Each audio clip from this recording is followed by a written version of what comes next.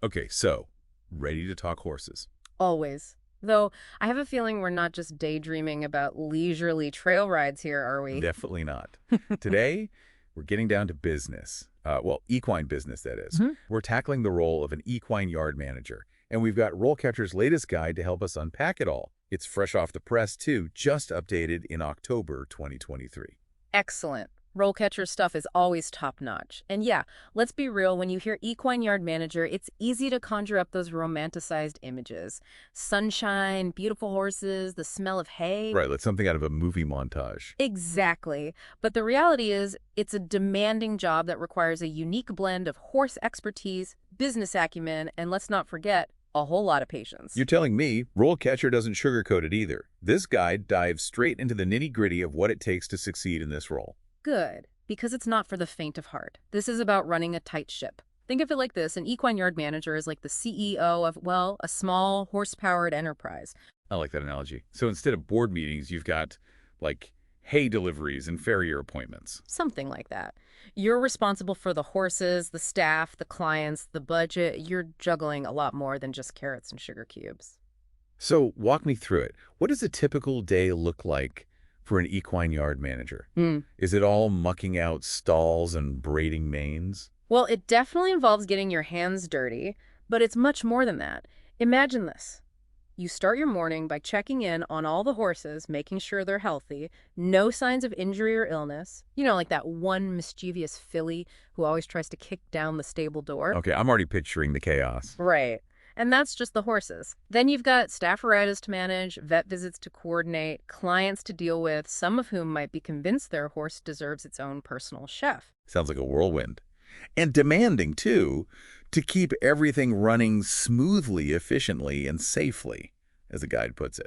That seems like a pretty tall order when you're dealing with live animals and a team of people who might not always see eye to eye on everything. You've hit the nail on the head. And let's not forget the sheer variety of work environments. I mean, this guide mentions everything from high-end equestrian centers with state-of-the-art facilities to, more rustic boarding stables that might feel a little, well, traditional. Talk about a change of pace. And here's something that caught my eye. The guide mentions technology advances are shaking things up in the equine world.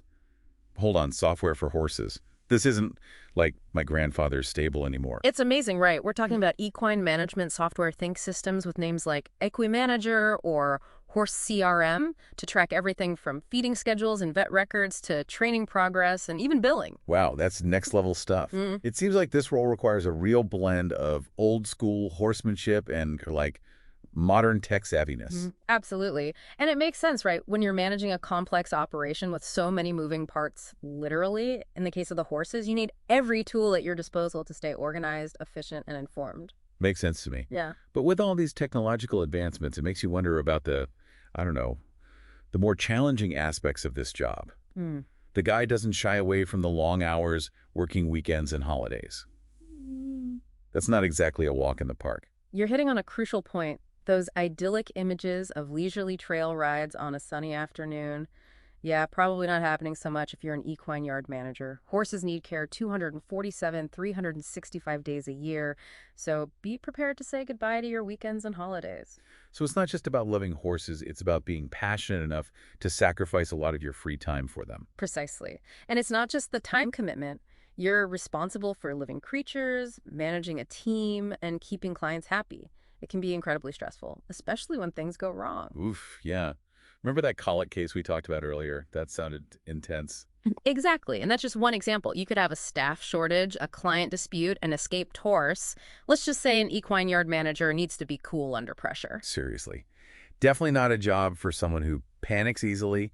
And then there's the whole job market situation. The guide doesn't sugarcoat that. Either it mentions limited job opportunities straight up. Yeah, that's the reality check. This isn't a field where, job offers are just lining up at the stable door. So passion is crucial, but so is a healthy dose of, like, pragmatism. Absolutely. Knowing all of this, what advice would you give to someone who's dead set on making it in this world? Well, the guide actually offers some good insights on career paths. It seems like most people start from the ground up, entry-level roles, stable hands, grooms, that sort of thing. Right, paying your dues. But Yeah. how long does that climb to manager usually take? Is it a few years? A decade? That's where experience and certifications come into play. The guide mentions the intermediate level equine yard supervisor as a stepping stone. They're already supervising staff, managing schedules, even handling clients. Sounds pretty demanding itself. Definitely a step up. And then there's the senior level equine yard manager. They're basically running the show, right? Exactly. Developing policies, overseeing staff recruitment, collaborating with vets. You're not getting there overnight. And the guide really emphasizes certifications for those higher level positions. Things like BHS Stage 4 Senior Coach, even BHS Stage 5 Performance Coach. Right. Those are key. Okay, full disclosure, I'm not exactly fluent in horse lingo. Yeah. What do those certifications actually involve? What do they tell us about the expertise needed? Good question. So BHS stands for British Horse Society. They've got this staged certification system, kind of like, getting your black belt in karate, but for horsemanship. I like it. So what's Stage 5 all about? Stage 5 is the peak. To get that performance coach certification, you have to be at the absolute top of your game. Riding skills, training knowledge, horse care, the whole package. Wow, so we're talking serious equestrian cred here. Hmm. Not just anyone can waltz in and land one of these top-level equine yard manager Yeah, jobs. you need to showcase it all, your experience, skills, passion. And that's actually where a platform like RoleCatcher can be a game changer, especially for those who might be, well, a little less familiar with navigating this specific job market. Okay, so say you're ready to, saddle up and start applying for these equine yard manager positions.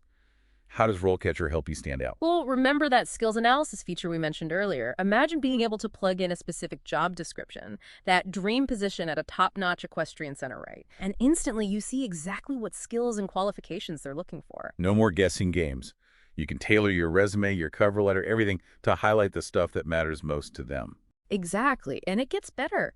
RoleCatcher also has this amazing AI-powered resume builder. You put in your info, and it helps you create this professional, eye-catching resume tailored to each specific job. So it's like having a professional resume writer on call 24/7, but way more affordable. Exactly. Though maybe the coolest feature is their Get Discovered option. This isn't your grandma's job board, where you just toss your resume into the abyss and hope for the best. Get discovered. I like the sound of that already. How does it work? What makes it different? So with Get Discovered, it's almost like flipping the script. Instead of you chasing employers, RoleCatcher, it helps you build this detailed profile, highlights your skills, experience, what you're all about. So less about sending out a million resumes and more about building the perfect online presence, letting those employers come to you. You got it. Putting yourself out there, showing off that passion for horses. It's a game changer, especially in a field like this where, honestly, who you know can make a big difference. It's like that in so many industries now, right? Right. Totally. Oh, And hey, let's not forget those folks who might be thinking bigger picture, maybe starting their own equine business. oh, interesting. Right. Even if you're not sure about being an equine yard manager, specifically understanding this role, the skills, the challenges, it's invaluable. Absolutely. So even if, maybe you're not ready to trade your laptop for a pitchfork just yet, this deep dive has given us so much to think about. It's been eye-opening for sure. We've gone from those daydreams of whispering to horses, to the realities, the grit, the business side, all of it. No sugarcoating here. So for all our listeners out there, whether you're, horse obsessed or just curious about this career path, it's clear that an equine yard manager, not a walk in the park, but with passion, dedication, maybe a little help from RoleCatcher. Sounds like an amazing journey. Couldn't agree more. If you're ready to learn, work hard, and embrace a little horse-related chaos, this could be the perfect fit. On that note, another deep dive comes to an end. Until next time, happy exploring, everyone.